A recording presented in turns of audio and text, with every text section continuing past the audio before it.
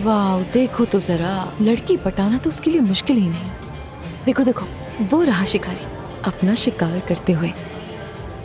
कैसा शिकार? वो जो लड़की बैठी हुई है, वो तो उसे देख भी नहीं रहा। मगर वो तो देख रही है उसको, और आमिर इस बात से अच्छी तरह से वाकिफ है। आप क्या लेंगे सर? बस सॉफ्ट ड्रिंक दीजिएगा, कल मेरा ऑपरेशन है। क्या आप डॉक्टर हैं? Plastic surgeon. वाह, क्या वाकई में? और शिकार फंस गया डॉक्टर आमिर। बस 8 सेकंड्स में। अबे देखो तो, उसे कभी लड़कियां पटाने में इससे ज्यादा वक्त नहीं लगता। तो फिर कल आ रही हूँ ना पार्टी में?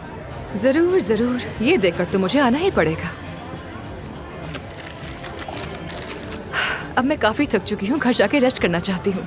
ओके ठीक है, फिर कल मिलते हैं। हाँ हाँ ठीक है।